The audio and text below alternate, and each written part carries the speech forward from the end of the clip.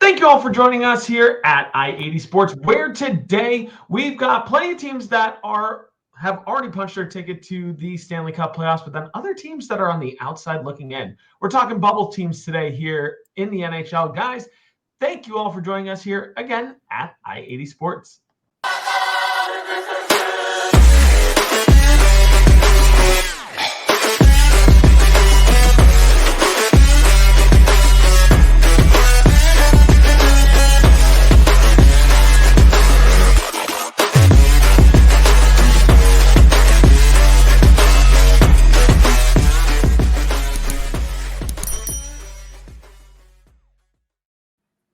Thank you all for joining us here at I-80 Sports. Make sure that you subscribe down below, youtube.com/I-80 Sports, and join the conversation down below in the comments section. Who do you think are some teams on the outside looking in that could find their way into the Stanley Cup playoffs this year in 2024? And while you're here, drop a like if you do like our content and hit the bell notification so that way you guys know when our content goes live as well.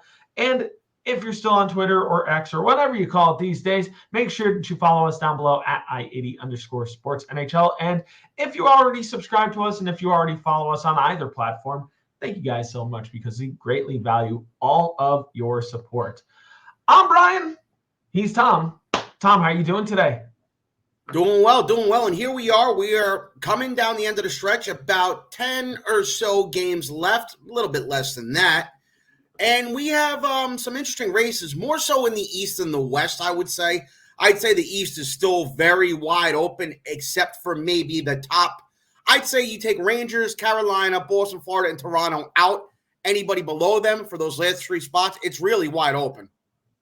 Yeah, it's a pretty wide open race in the East. It's a little bit more solidified in the West, although there are a few changes that could potentially be made over the next 10 or so games that are left in the regular season. But we're going to be diving into this, and we're going to be talking all about this. So our traffic report today is simple. It's going to be talking bubble teams because there really hasn't been a whole lot going on in the NHL over the past week and a half since our last episode, since we talked trade deadline and all that fun stuff. So figure we talk and devote most of this episode towards talking about bubble teams, what teams are on the outside looking in realistically that have not been eliminated yet, and what are their chances currently of making the playoffs, and what do they have to do to get over the hump? So let's talk about our NHL standings right now. As we currently stand right now, most teams have anywhere between 72 to 74 games played in the NHL right now. So teams that have already punched their ticket will start in the Eastern Conference. In the Atlantic Division,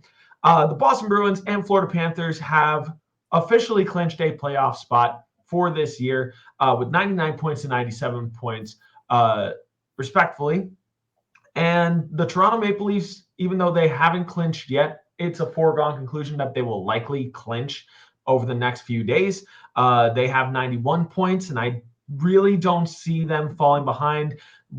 Absolute worst case scenario is they are wild card one. But right now they are third in the Atlantic Division.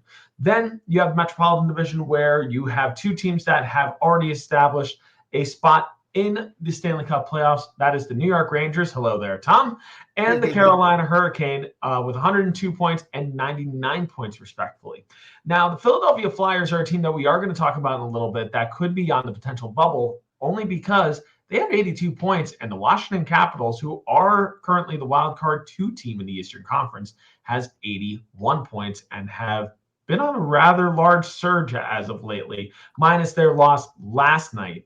Other teams that have almost certainly clinched the spot, but we'll see what happens. The Tampa Bay Lightning are currently the wild card 1 team with 87 points. So I don't know if I see them really, losing sight of that spot. And as I mentioned before, the Washington Capitals are currently your wild card 2 team with 81 points.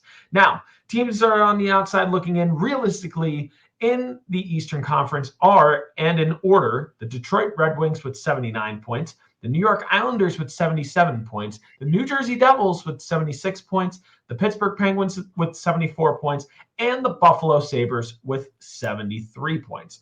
Realistically speaking, the Ottawa Senators and the Montreal Canadiens, if they had maybe an extra 5 to 10 games left in this season instead of just 10 games left in the season. If we were talking they had 15 to 20 games left in the season at 68 points right now, yeah, that might be realistic for them to be on the outside looking in, but I think we're just kind of ticking the clock until they are officially eliminated from playoff contention at this point. So not going to mention the Ottawa Senators and Montreal Canadiens in this particular video, even though they have been on quite the winning streak for both of themselves lately. Western Conference teams in the Central Division, it's a packed Central Division, but only one team in the Central has clinched the playoff spot, and that's the Dallas Stars with 101 points. In second place in the Central Division is the Colorado Avalanche with 98 points, and in third place is the Winnipeg Jets with 94 points. In the Pacific, you have the Vancouver Canucks that currently have the number one spot in the Pacific with 98 points, still have not officially clinched the playoff spot, but it is a foregone conclusion. In second place, the Edmonton Oilers with 92 points, and in third place for now, the Vegas Golden Knights with 88 points. We'll revisit that in just a few seconds. Wild card one right now in the Western Conference is Nashville Predators with 90 points, who has been one of the best teams in hockey as of recently. In your wild card two spot right now is the Los Angeles Kings with 87 points. And the reason why I say Vegas has that spot for now is because Los Angeles is only 1 point away from Vegas. So these next 10 games for both teams are going to be very important for how they find their seeding or possibly even find their way out if they're not careful enough. And on the outside looking in, realistically, in the Western Conference right now are realistically only two teams on the outside potentially looking in. That is the St. Louis Blues with 82 points and the Minnesota Wild with 79 points. Realistically, because of the point totals right now, because you need to reach at least 87 points right now to possibly meet any of these teams. Seattle, Calgary, both at 73 points and 71 points respectively. I don't see either of them, climbing the mountain to get there. Calgary especially, who's been on a 5-game losing streak, might not be worth mentioning. They gave it a try, but not quite. The Seattle Kraken, it's a very, very, it would be quite the comeback for them if they find these next 10 games in a 10-game win streak. They've won their last 2 games, but they also lost their last 8 before that. So insurmountable odds. So realistically speaking, we're only really going to talk about the St. Louis Blues and Minnesota Wild here. So we've got quite the playoff race, and I've spent a lot of time talking about where those teams are. Let's talk realistically about what we feel about each of these teams right now. So let's go in order. We're going to start on the Eastern Conference side of things. So let's start with the Philadelphia Flyers, who are currently sitting in third place in the Metropolitan Division. Tom, I'm going to start here with you. What are your thoughts on Philadelphia Flyers? Do you feel like they maintain that 3 seed in the Metropolitan Division, or do you feel like, something volatile is about to happen? See, it's really, really hard to tell because they've kind of been like another Heckle and Jekyll team lately. As good as Washington's been, I look at them in Washington, they both have negative goal differentials. Don't really know if that means much. It's just something that's really sticking out to me with the Flyers. And the Flyers now in their last 10 are 3-5-2. They lost their last game. They lost a barn burner to the Rangers the other night. And I'm just wondering if the John Tortorella style of coaching and, what he was trying to do, what he was trying to establish with Sean Couturier, is that just burning them out? And Tortorella has a tendency to go burning teams out. He does. And that's my biggest worry with them. Is it just going to get to a point where Tortorella is going to burn them out to a point where they either don't make it or they get there and they're 4 and 5 games out in round 1? That's the thing with the Flyers. The other thing with the Flyers is I just don't see them as a team with too many game breakers. Their goaltending's fluid. They don't have really a legit offensive threat over there. They don't have a legit defensive threat on the back end either. It's more of a by-committee team as well. And at the end of the day, is that going to wind up coming back and hurting them? The Flyers, I think, will probably still make it either as a wild card or the 3rd seed. But I'm going to tell you right now, it's not going to be easy. It's really not going to be easy. They won last night against Montreal. Yes, I'll give them that. But before that, 6-5 OT loss to the Rangers in a game that I'll admit it, as a Ranger fan, The Flyers probably should have won that game. But the way they play and the chances they give up, granted, they're a team that gets the most breakaways in the league. Those breakaways don't work. The goals get scored against them. So, it was a 6-5 loss to the Rangers. It was a 4-1 loss to the Panthers. They did beat Boston. They lost to Carolina in overtime. It's like really is Heckle and Jekyll with them. They win a couple and then they lose a couple. It was the same thing before that. They lost to Boston and Toronto. So they're kind of an up and down team, but I still think that they'll make it. I don't know if it's going to be as a third seed or a wild card, though. It really depends what Washington does as well. But the thing with the Flyers is this: even if they do make it, I don't see them going too far. It's funny with the Philadelphia Flyers because we were talking about how surprising a team like the Philadelphia Flyers has been this year. And you've got some really good pieces on this team that have really pitched in and done a really nice job on this team, playing very, very strong hockey. Travis Konecny, who leads the team with points with 64 points in 68 games, has had a very, very, very good year. 31 goals and 33 assists over the course of this season as well. He's been averaging about 20 minutes a night, realistically. Owen Tippett has also played a very key role on this team and really has emerged as a top player on this team. 27 goals in 70 games so far this season. I think we could see even his best is yet to come for the Philadelphia Flyers as well. Best defenseman by far has been Travis Sanheim with 41 points in 73 games. But the thing that concerns me is that minus 19 rating in that plus minus category. For your top defenseman, you want a little bit more from that. Now, the Philadelphia Flyers, I think, have quite a bit to be excited for in the next few years, but I'm worried about how John Tortorella currently is running the team as of late, because he made the questionable decision a week and a half ago to bench his captain, Sean Couturier, where, granted, Couturier hasn't been playing the strongest as of recently. He has 36 points in 68 games.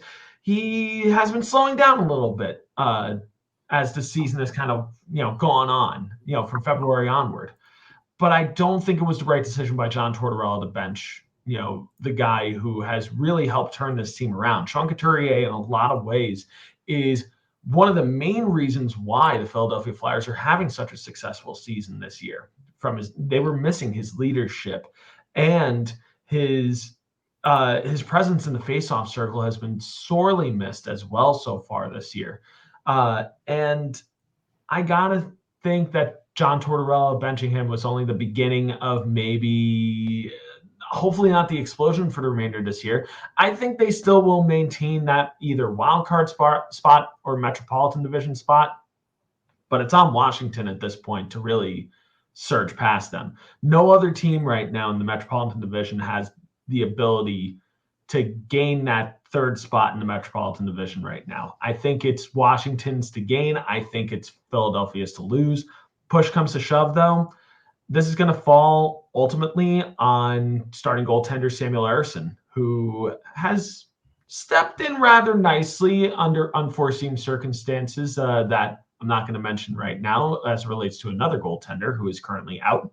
But a 2.73 goals against average, an .895 save percentage. You want that number to be a little bit better, but he has been making a difference so far for the Philadelphia Flyers this year, and this team's going to live and die by their goaltender ultimately.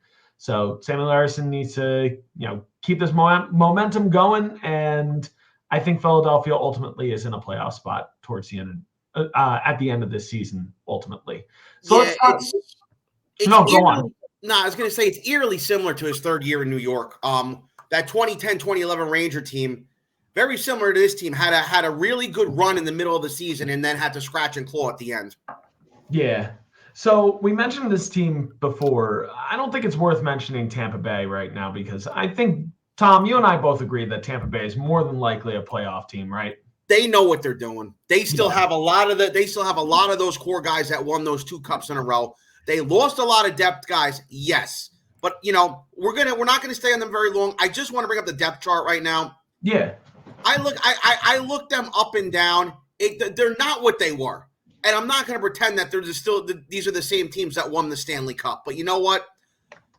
they're not making the mistakes they made last year where they were putting Kucherov, Point, and Stamkos on all on the same lines. They're separating those guys. Their first line with Kucherov, Point, and Duclair, that's a great first line. They have Cirelli and Stamkos on the second line.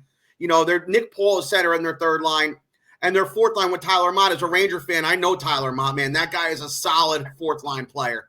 I look up and down. You have your second pair, defensive pair, Matt Dumba and Eric Cernak. You have Hedman and Radish on your first pair. Victor Hedman, we don't even need to talk about him.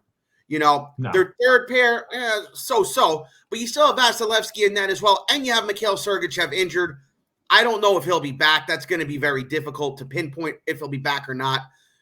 But the Bolts, they know what they're doing. We don't need to talk about them. If anything, if the Toronto Maple Leafs are not careful, they're going to find themselves in a wild card spot. And I think that's kind of what the Leafs are doing. And I don't mean to go off topic here, but I look at the Maple Leafs and they smacked Washington last night, who we're going to talk about a little bit later. I think the Leafs are right now in the, okay, let's win one here or there just to stay in that third spot because we don't want to see they really don't want to see Boston in round one, and I don't think they really want to see the Rangers either. For Toronto, I think it's going to be more so. I think the only reason why they miss out potentially on the number 3 spot in the Atlantic Division and possibly find themselves in a wild card spot, I think it's going to very much depend on when Mitch Marner finds himself back in the lineup, whether it's a day-to-day or an hour-to-hour situation, as Sheldon Keefe, head coach, has mentioned. But I think that's going to be the difference maker for the Toronto Maple Leafs is when Mitch Marner comes back. Hopefully it's before the end of the regular season. But when he comes back, is he going to be 100%? Is he going to be playing like that top line center that they know they want him to be? And centering Austin Matthews and Willie Nylander. Going back to the Tampa Bay Lightning real quick, though, the real difference maker over the last 10 games, I'll say, has been Anthony Duclair and the acquisition of Anthony Duclair. Anthony Duclair, in his first 8 games with the Tampa Bay Lightning, has 9 points, 5 goals, 4 assists. He's been getting top-line minutes playing alongside Braden Point and Nikita Kucherov, and he is fitting in very nicely on that top line. As Tom mentioned before, the Bolts know what they're doing, and I just don't see them losing that wild card spot. If anything, I see them maybe even gaining that 3rd spot in the Atlantic Division if Toronto isn't careful. Moving on, we mentioned this team before, the Washington Capitals. Now, the Washington Capitals currently have the wild card 2 spot in the Eastern Conference right now with 81 points. They've got Detroit 2 points behind them, and they've got the Islanders and the Devils not too far behind as well. Tom, do you think Washington can, keep a stranglehold over that wild card spot, or can they possibly jump 2 points and get above the Philadelphia Flyers? Well, I mean, Washington's another one. They still have a lot of the players they had from the glory days. Obviously, Nicholas Backstrom is done. Ovechkin's still there. Oshie's still there. Max Pacioretty is finally playing hockey again. Like I said, you look up and down, and it's the same thing. It's the same thing as with Tampa. This is not the team from their elite years. This is the furthest thing from it. This is not the same team they had. You have a 2-headed tandem in Charlie Lindgren and Darcy Kemp for a net, and for a team that's where they are, that's actually not the worst thing in the world. You look up and down their D, John Carlson's still there. D is respectable. You look up and down their forward lines. Same thing. You have Pacioretty and Dylan Strome on the second line. Obviously, Ovechkin and Oshie on line 1 with Connor McMichael, which is actually, I'm very happy to see him doing well. So where they are, this is a decent team for where they are. The thing with Washington is this, and I'm just going to see, I was hoping they had their schedule here, and I think I just went over it. Okay, the thing with Washington is this. It's the strength of the schedule that's really going to determine what happens here, okay? They have Boston tomorrow. Boston is still fighting for their lives trying to win the division. You go into April here. Buffalo, they should probably beat. Pittsburgh, most likely. They're going to have to play Carolina. They're in a dead heat with the Rangers right now. You have Ottawa. They'll probably beat them. Detroit, that's another one. That's going to be another tight matchup. Buffalo, I think they would beat Tampa. So. Boston, depending where Boston is on April 15th, and then the same thing, Philly. So they have some challenging games coming up. And especially, and I didn't even realize this before, the last game of the last game of the season for the Flyers and the Caps, the game is against each other. And that might ultimately determine who's going to be that second wild card spot and who's going to be that 3rd spot in the Metro to play either the Rangers or Carolina. That's going to be a big, big game. And it's really, like I said, Washington, they have a little bit of work cut out for them. It's not the toughest schedule in the world. Somebody else has a tougher schedule than that in April. But they're going to need to win some games down the line. And they're going to need to maybe beat some teams. They're going to need to try to knock off Pittsburgh and knock off Buffalo. They're going to maybe need to try to upset Carolina. They're going to need to go and try to beat Detroit. And they beat that. And beating Detroit the other night was a huge win for them. That was a big, big win in terms of separation. So it's really going to be the strength of the schedule for Washington. We know they have the players that have been there before. It's just a matter of getting there. And it's, like I said, same principle as Tampa. This isn't the prime Washington Capitals from the mid-2010s, but I still think they have enough in the tank and enough horses there to get themselves in there. Win the Stanley Cup? No. Win a round? Very unlikely. But get there? Definitely yes. I think it's possible for Washington to find themselves in there. I mean, they've got a relatively difficult schedule coming up, not as difficult as another team that we're going to mention coming up here, who I think might have the most difficult hill to climb at the moment.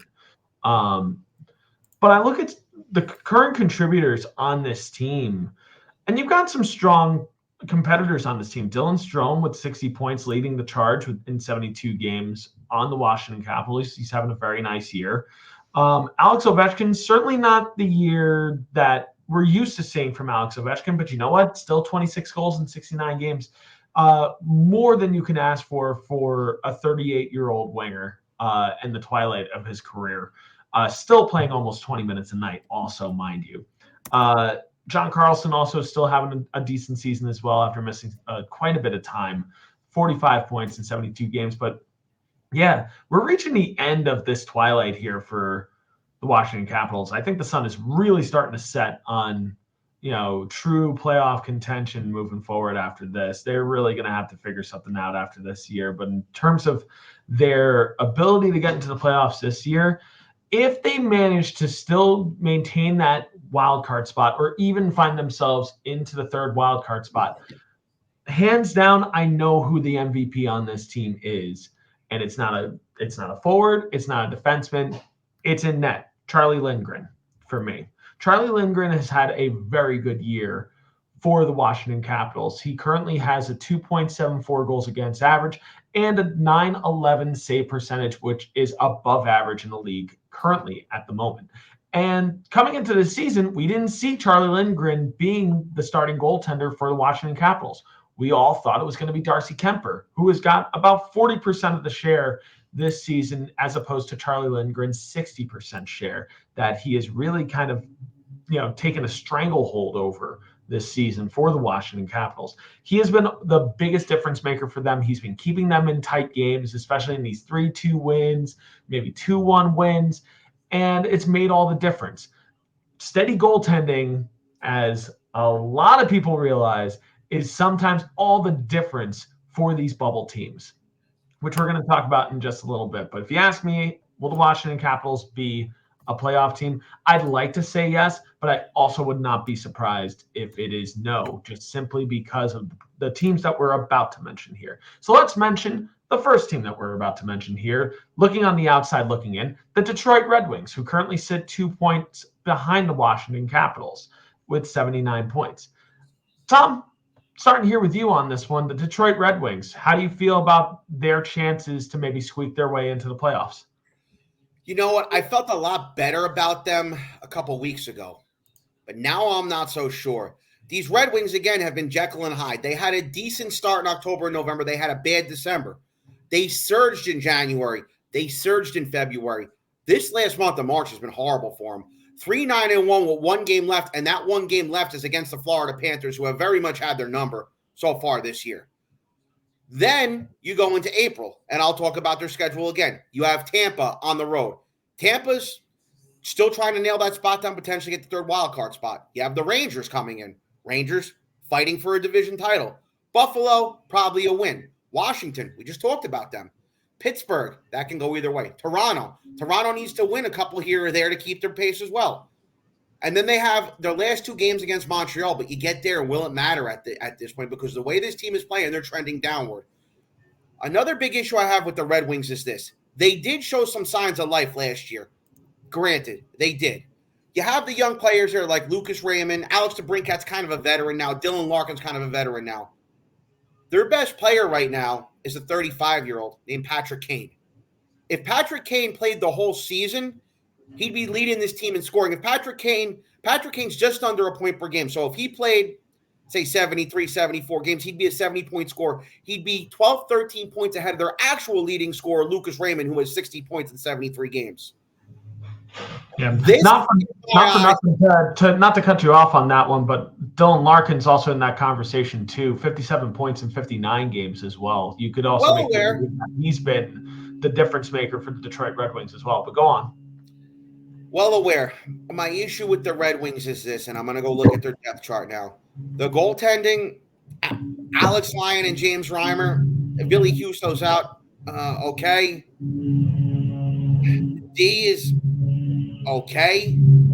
My problem with the Red Wings is this. I think that they're going to rely a little too much on Dylan Larkin and Patrick Kane to get this done, and I don't know if that's going to be enough. And I really don't know that if they miss this year, if Patrick Kane will indeed be back with them. I just think the Red Wings dug their grave this month, especially early on with all those losses in a row. I think that one point they had lost, let me see, they lost 7 in a row to start the month. They lost 6 in a row to start March, in addition to a 5-3 loss to the Islanders that ended February.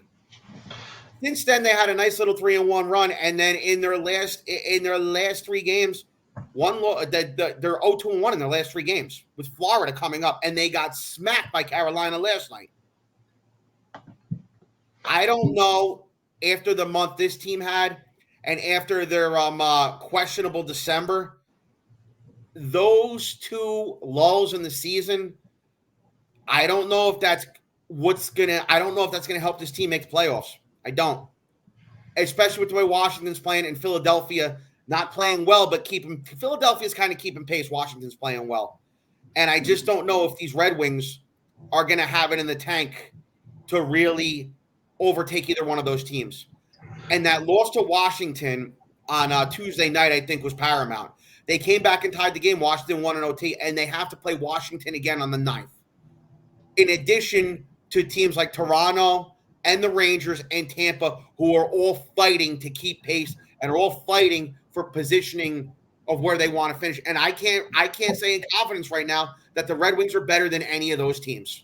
And we also are seeing with Pittsburgh after the debacle against Colorado last Sunday. Now they're playing spoiler with everybody. Now they're all of a sudden playing okay hockey.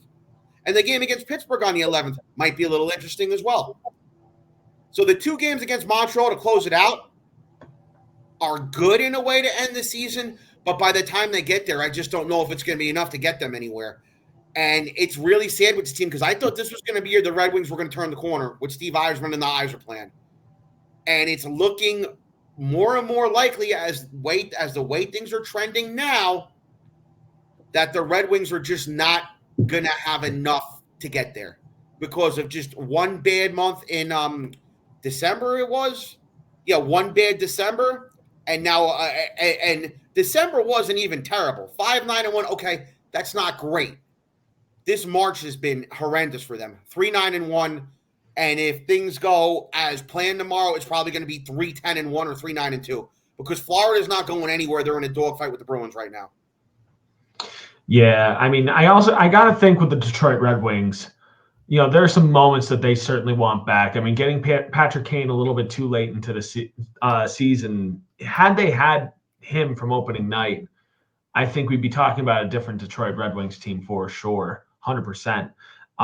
Patrick Kane has made a huge difference on this roster for sure. But then the other player that's probably made the biggest difference on this roster is Dylan Larkin. And we can see that based on his absence. You look at that fall off in the month of March, and there's one correlation that, you know, is consistent.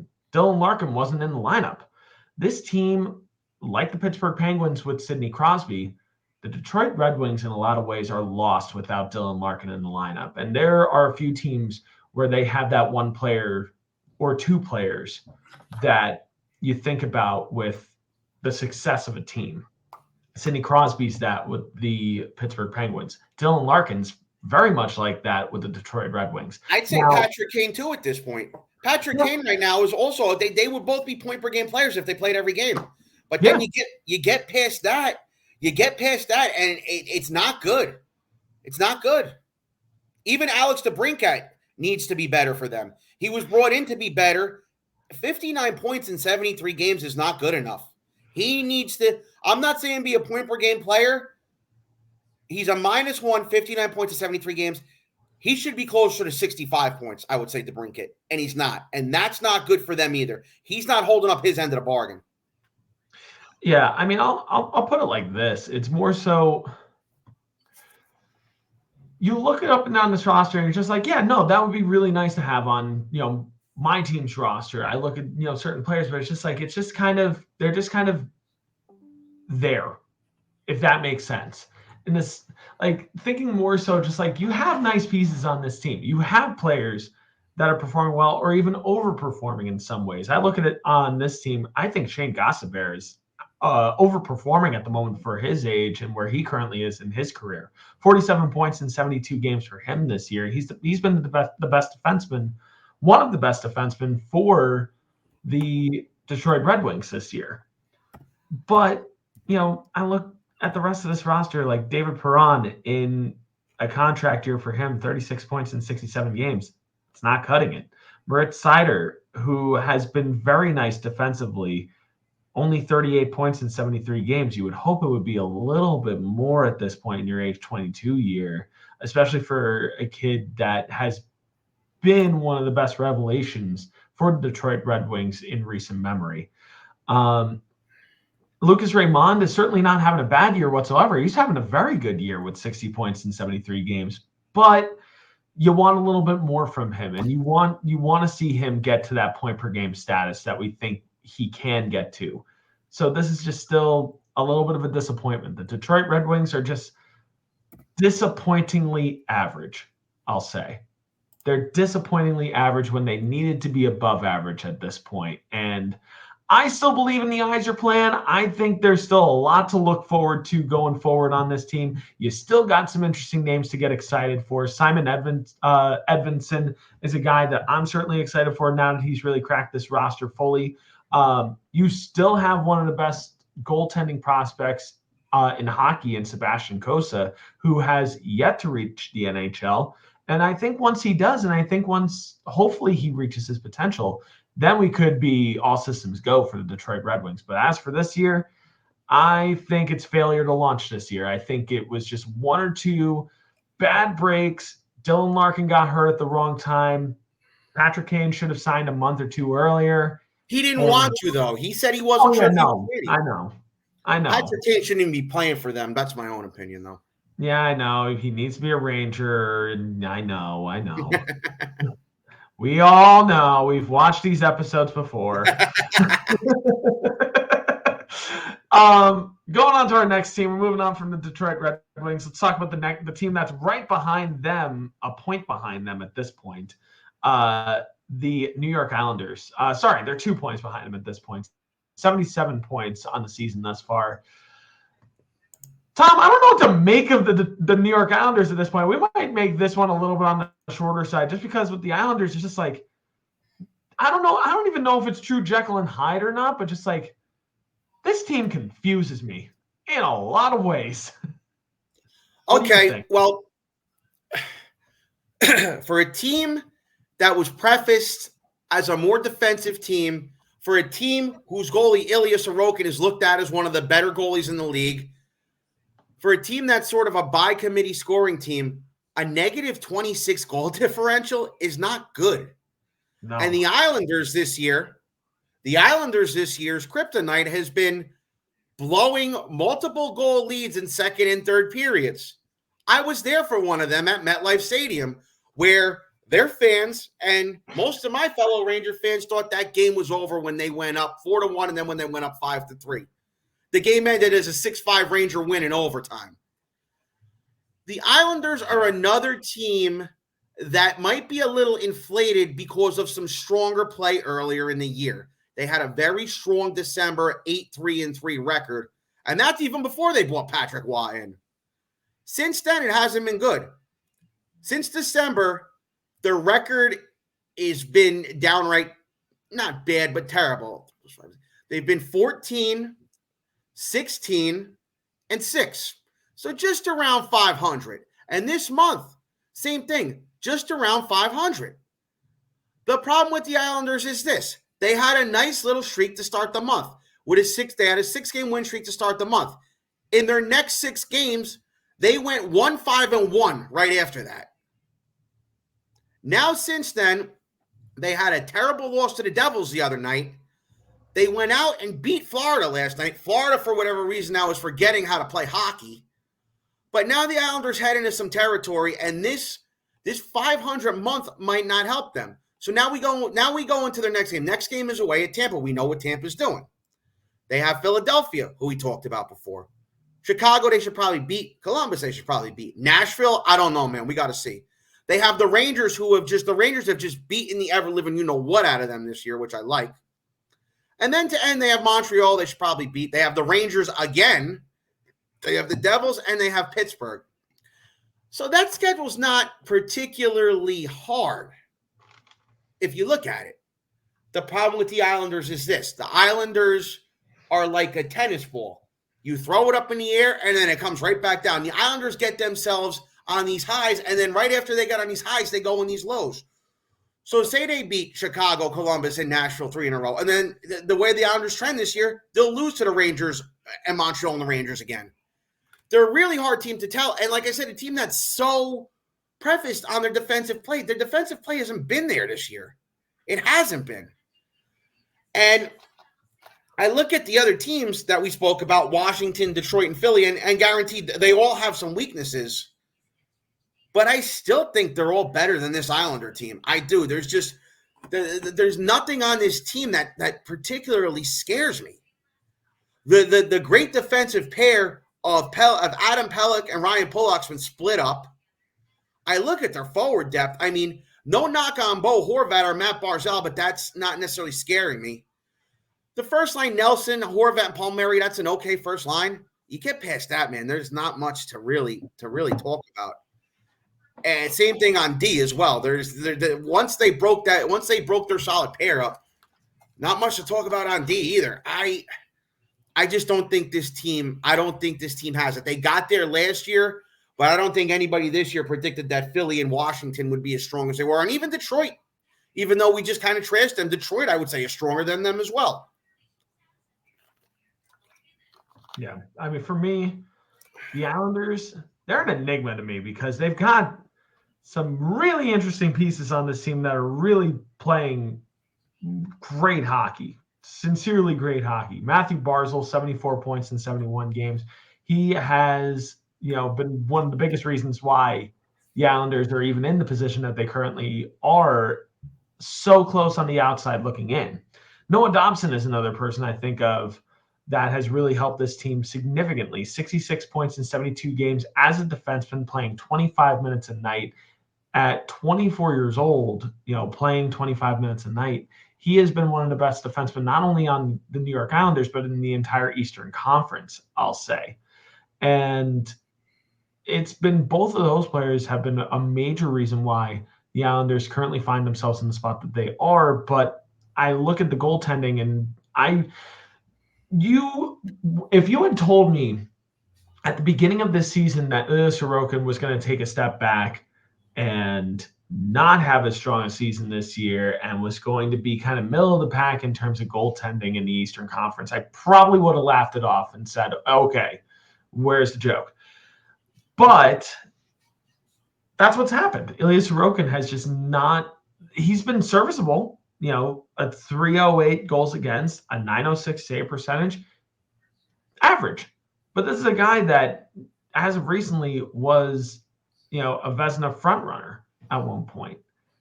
This is quite the fall off in his game, and I know he's going to want to redeem himself next year, especially because now the Islanders are paying quite a bit of money to him now to make this happen. But there have just been some decisions that have been made over the past number of months that I just don't necessarily agree with. Bringing on Patrick Waugh to be the head coach, I didn't think that was the right move at all. Sitting on your hands at the trade deadline and watching as the deadline passed, I don't think that was the right move either. You needed another forward in this forward core to really kind of, push the envelope. The fact that the Islanders couldn't, maybe even strike a deal for Anthony Duclair and Tampa Bay takes him out right from under him. I don't know, just not the right move for the Islanders. And I think it's, the questionable decisions coming up to this point, I think that's going to ultimately bite the Islanders in the butt. I don't know if I see them overcoming the odds and making the playoffs. Speaking of another team that is going to have quite a bit of difficulty overcoming the odds, a team that's 1 point behind the New York Islanders at this point, the New Jersey Devils, who currently sit in 6th place in the Metropolitan Division. Tom, is it too little too late for the New Jersey Devils as of late? I think it's been all year too little too late. Your prize signing, Timo Meier, is finally showing up, but it's the same thing. Maybe he should have been doing this earlier in the year. He's been on fire lately. I give Timo Meier that. But I just look up and down this lineup here, and it's really hard to peg for me. Obviously, Dougie Hamilton's out on LTIR. The goaltending, I think that the Devils overlooked their goaltending, and that's what the problem that got them there. I think that they thought that Akira Schmid coming in last year in Game 3 against the Rangers and channeling his inner 1986 Patrick Waugh in that game led the brain trust to believe that, we'll just run with this guy the rest of the way, and it didn't work. It just didn't work. And I don't have their schedule up here. I just think that it was sort of it was a comeback down to earth season for the Devils. You have that big year the first year, and then you think that you're going to be fine, and then you're not.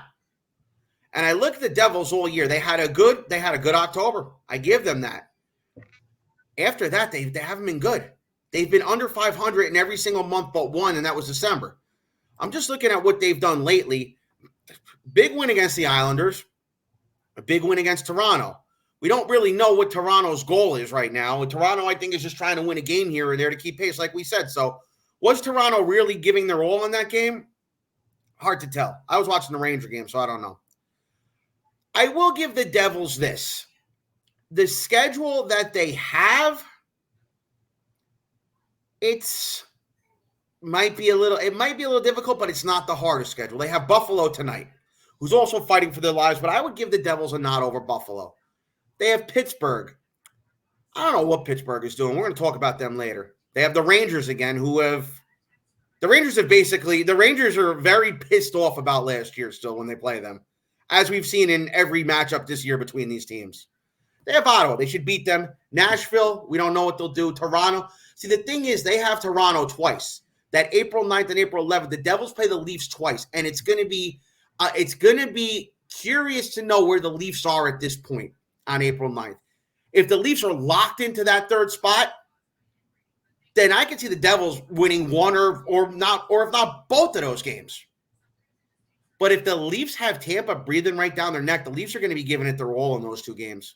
They have Philly on the 13th. We know what Philly's going to be doing. And then they close out against the Islanders, who I don't think are going to make it. I just think the Devils dug their grave earlier in the year. And like you had said, I think it's too little too late. I really do. I just don't think it's going to be enough for them. They had their month of January wasn't good. Their month of February wasn't good. The months themselves weren't terrible, but playing at or near 500 is not going to work in this league anymore. It's not the old days where you could make the playoffs with 79 points and a losing record like it used to be back in the 80s and the 90s. I think it's too little too late for them. I think them extending Lindy was a mistake. They should have probably kept Andrew Brunette on as head coach. I think them turning a blind eye to goaltending was a huge mistake. Right now, obviously, they have Jake Allen and Kaapo Kähkönen just kind of auditioning to see if they can maybe keep one of them or if they maybe try to go after Markstrom again in the summertime. Yeah, I think last year, they thought that their year last year was bigger than it really was. Not to say they didn't have a good year. They had a good year.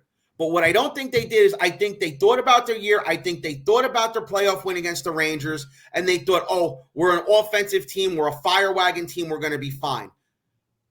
What I saw with the Devils last year, if you look at all of their playoff losses, their 7 playoff losses, all those playoff games they lost last year, they gave up an average of 5 goals in all those losses. And I'm just wondering, why did nobody look at this? Or did somebody look at it and say, oh, no, we have enough firepower, Hughes and Hischier and Meyer and so on and so forth, and Dougie Hamilton, and we'll be fine. We don't need to worry about that. It's just it's a growing exercise. And that's what I think happened, number one. And number two is this. When a team that's not expected to have a good season has one, teams have trouble adjusting. Well, once you go into the next year, if that team that had the good season doesn't adapt, the same thing happens. Other teams are ready to play them now. Other teams are more prepared for them. Whereas last year, the Devils, for the most part, weren't looked at as a team that was going to do anything. Hey, I know this myself as a Ranger fan. First year of the lockout with Yager, the Rangers came out of nowhere. Nobody thought they were going to be that good. They struggled the following year up until maybe March. And then they finally woke up in March, won a bunch of games, and made the playoffs. So I think it's just too little too late. And I just really think that the brain trust in New Jersey really overinflated the year they had last year. I think that they thought they were further along than they really were. I thought they had a good year. I thought they were going to be a playoff team this year. But for the people crowning them Stanley Cup champions after last year, I don't know what they were thinking, because I didn't see that at all.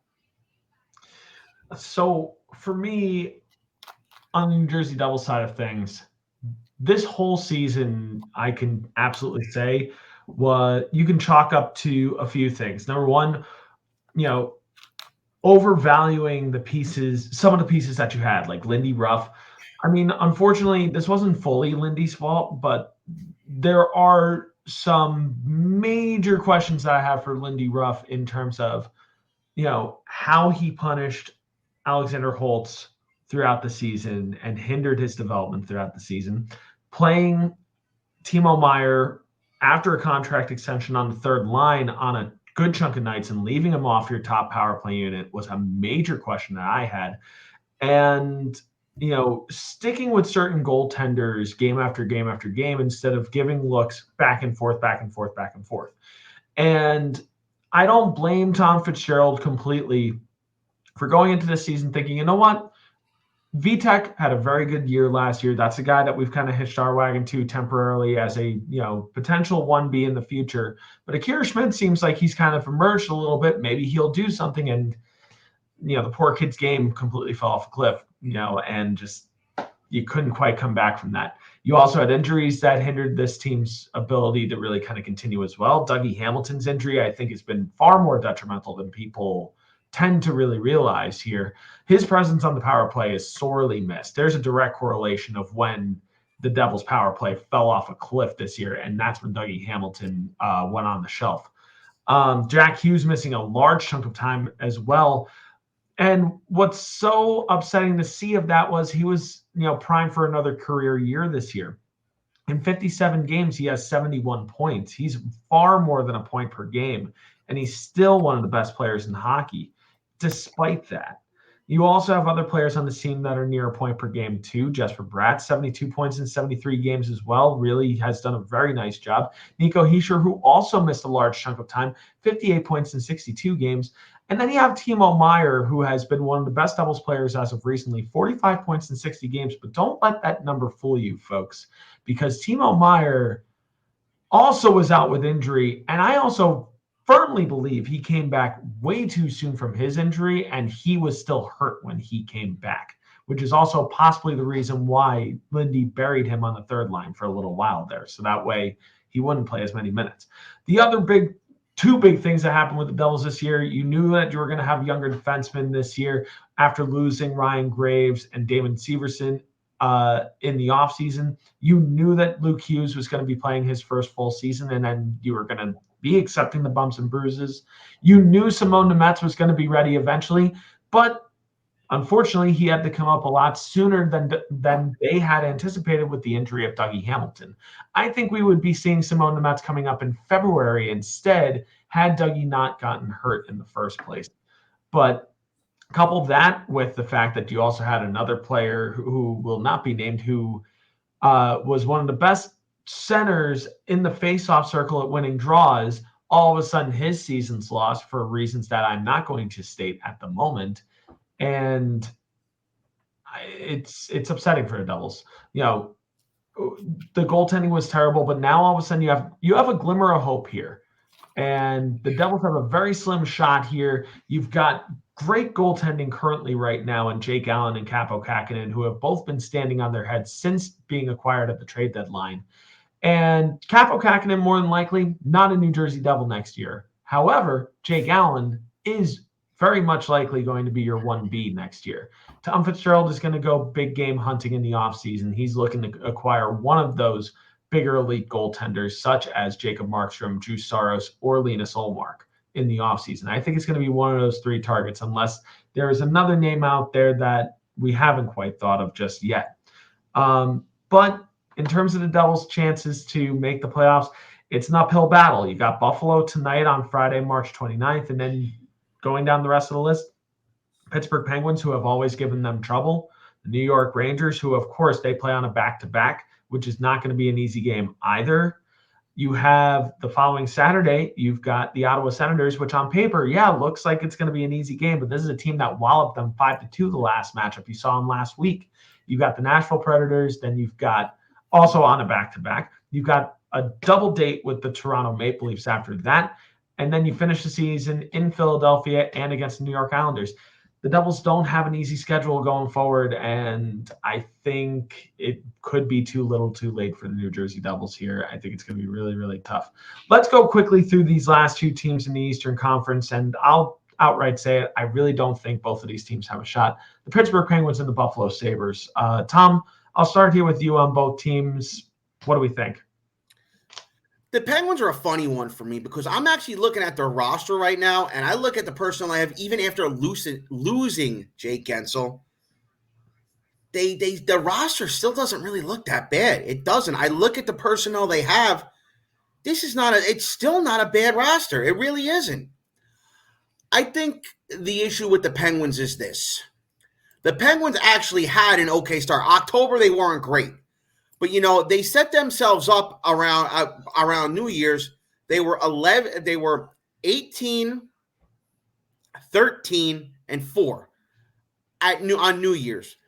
That's not a bad way to get yourself going into the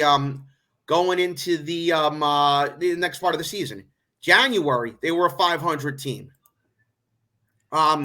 February, also a 500 team, but they built up enough to keep themselves, their head above water. This past month of March, they haven't been good. They can't win a game on the road. They blew a 4-0 lead to Colorado the other day. And I just don't know what's going to fix this team at this point. At this point, I just think they're too old. I think that Pittsburgh right now, they won their last two. They beat Carolina the other night. Thanks a lot, by the way, helping the Rangers out after the embarrassing loss to Colorado. So Pittsburgh coming up. Let's see what they have. And you know what? They have Columbus again tomorrow, which, okay, we'll see what happens. After that, they have the Rangers, who I said are fighting. They have you guys, the Devils. That's going to be an interesting matchup. Washington, who is fighting. Tampa, who is fighting. Toronto, who's fighting. Detroit, who's fighting. Boston, who's fighting. Nashville, who's fighting. The problem with the Penguins is this. What did I just talked? They have the hardest schedule than anybody we just talked about. Now, I'm going to say never count them out. As much as I don't like Sidney Crosby, you never count him out. That guy's a clutch player. Malkin is still a clutch player. They have guys on the team who are clutch players like Riley Smith. So I never say never with these Penguins.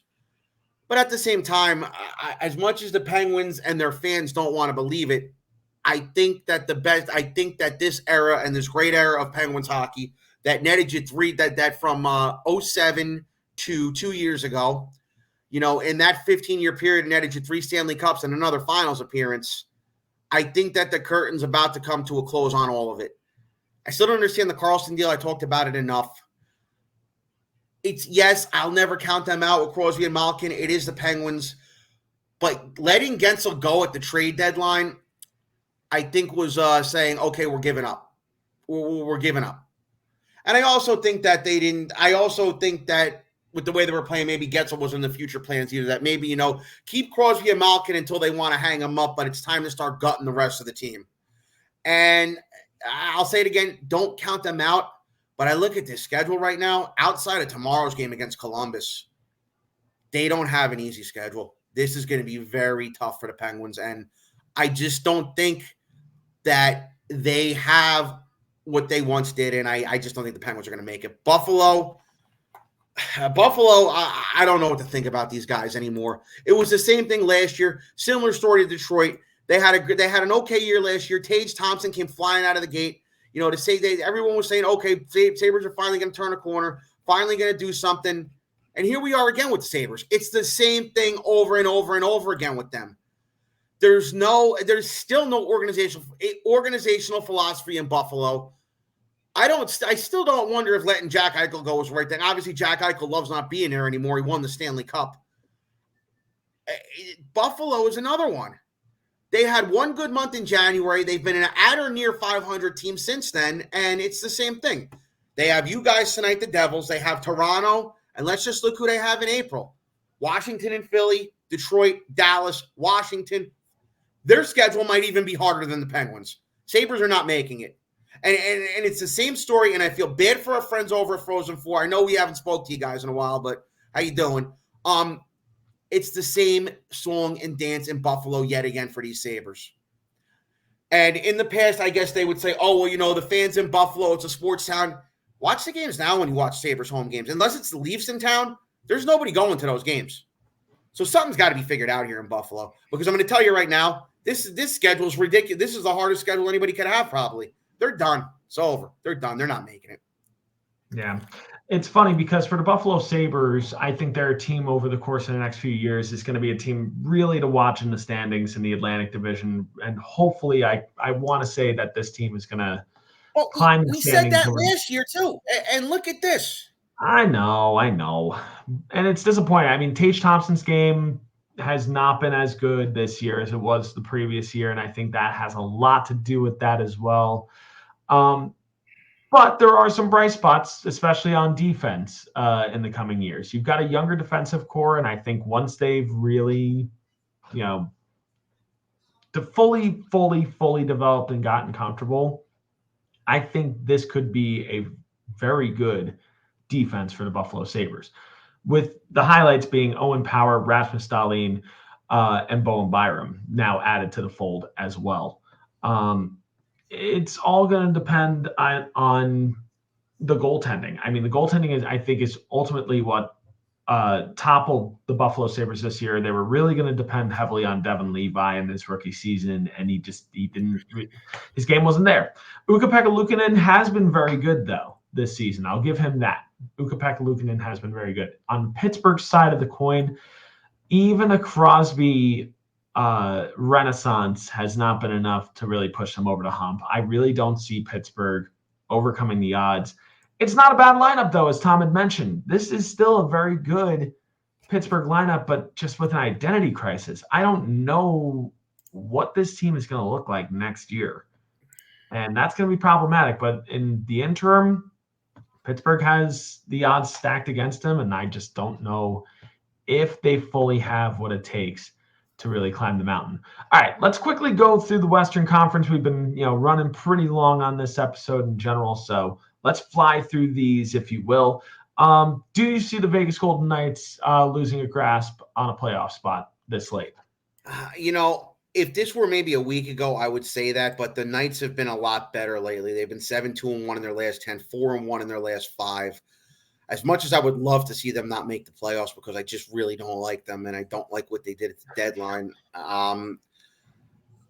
I just don't know if it's enough right now. It's a 5-point separation. Them in St. Louis. There's a 5-point separation for them in St. Louis with the same amount of games played. I don't know if the Blues are going to have enough to really overtake them right now. They're starting to play better hockey. They are, and I just don't know if St. Louis is going to have enough.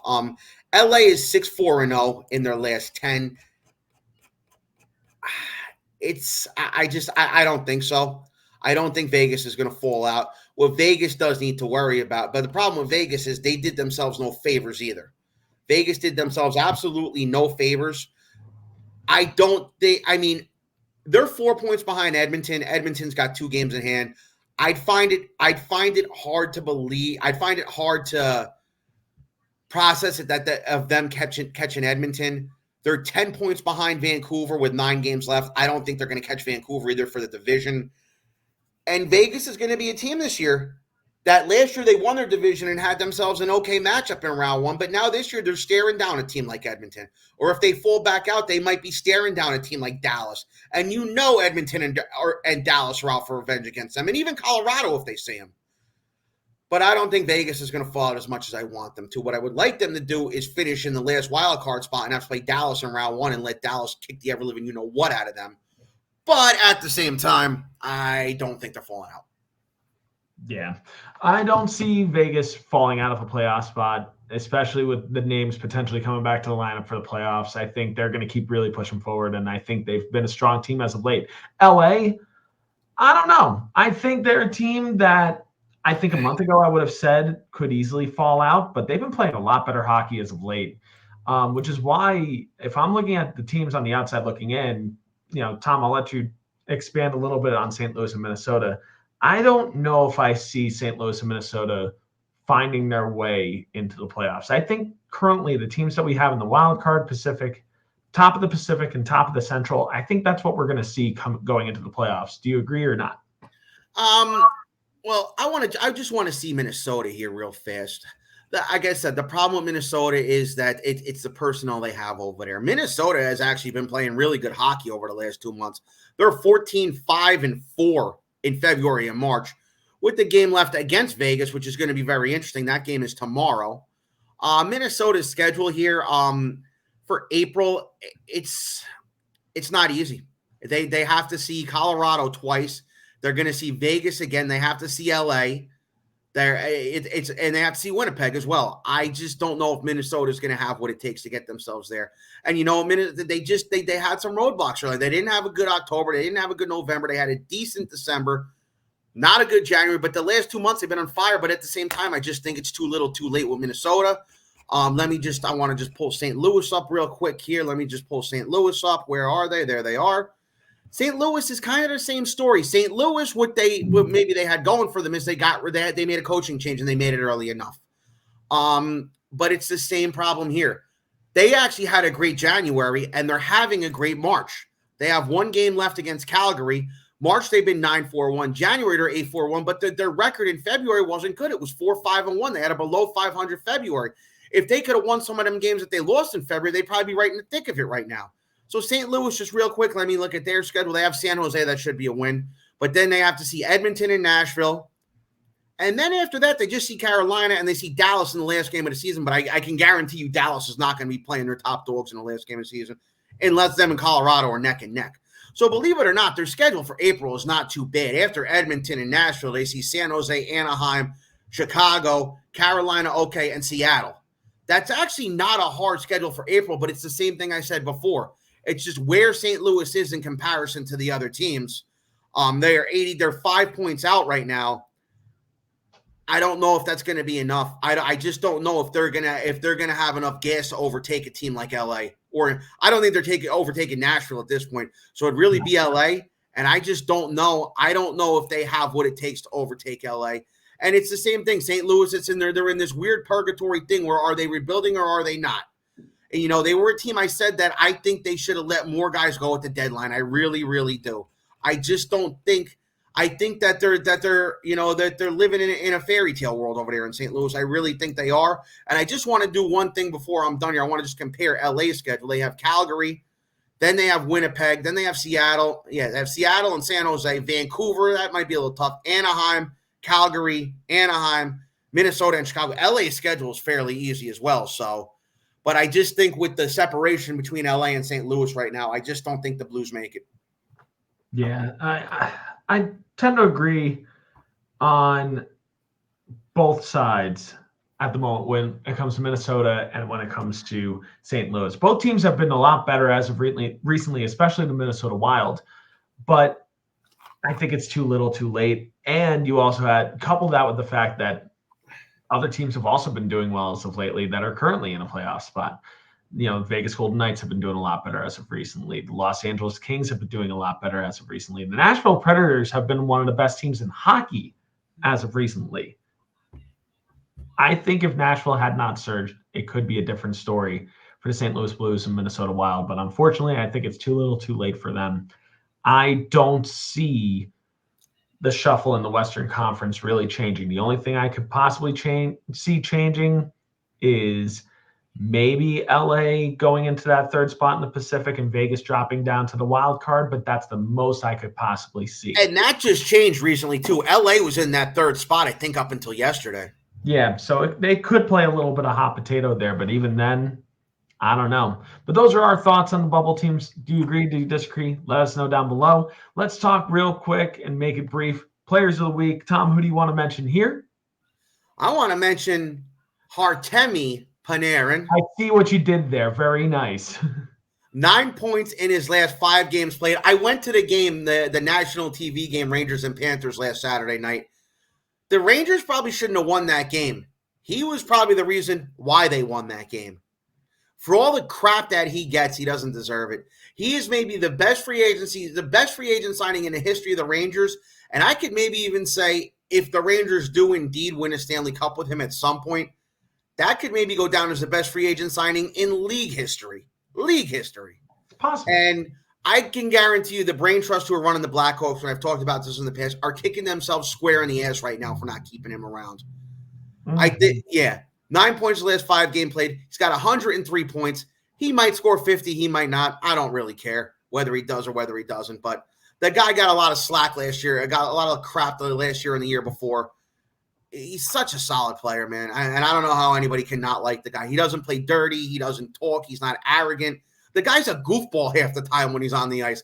He scored in that shootout goal and just started staring into the crowd with his eyes crossed. I mean, how can you not like the guy?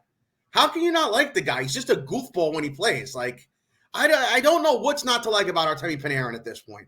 I'm also going to go to a rival team here. Sebastian Aho, 8 points in his last 5 games played for the Hurricanes, and that line with him and Jane Getzel is really starting to lighten it up. The Canes had a little bit of a lull. They won a big one against Detroit 4-0 last night.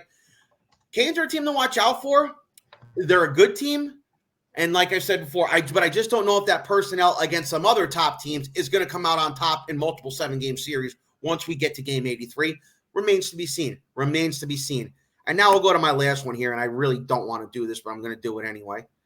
I don't like to give the Vegas Golden Knights props. I like to crap on the Golden Knights for their offensive prowess and them not paying attention to detail with defense and goaltending, but I got to give it to Logan Thompson here, man.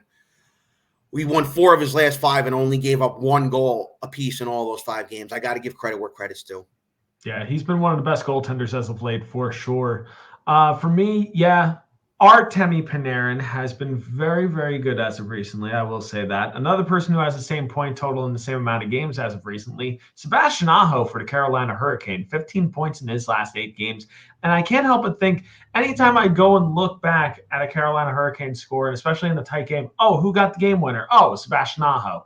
He has been just captain clutch lately for the Carolina Hurricane, and it's going to be interesting going in the playoffs if he still shows up. For Nashville's been one of the best teams as of recently, and why is that? Because Phil Forsberg has 14 points in his last 6 games. He has been on a surge recently. Also, of course, staying with consistency, Roman Josi of the Nashville Predators, 11 points in his last 6 games as well. He has been another one of the best players in hockey. Oh, what's that? You want to hear who the best player in hockey is? Oh, it's still Connor McDavid, by the way. 16 points in his last 7 games, 14 assists in that time. Wow. I don't know about that. I still lean towards McKinnon, but like I said, I love Nathan McKinnon except when he plays against the Rangers. And well, last night we snapped his point streak. Exactly. But as per usual, guys, what do you guys think? Do you agree? Do you disagree with our takes? Let us know down in the comment section below. And while you're here, make sure you subscribe down below, youtube.com/i80sports. And hit the bell notifications. That way you guys know when we go live with our content and when our content is finally up. And also hit the like button if you like our content as well. If you're currently on Twitter or X or whatever you're calling it these days, make sure you follow us down below at i80_sportsnhl. And if you follow us already, thank you guys so much for all of your support. And thank you for subscribing as well. Without you guys, we can't do this on a weekly to bi-weekly basis. But for those that celebrate, enjoy your Easter, enjoy your Holy Weekend and all that fun stuff. But until our next episode, I'm Brian. He's Tom. This has been yet another episode of NHL on I-80 Sports.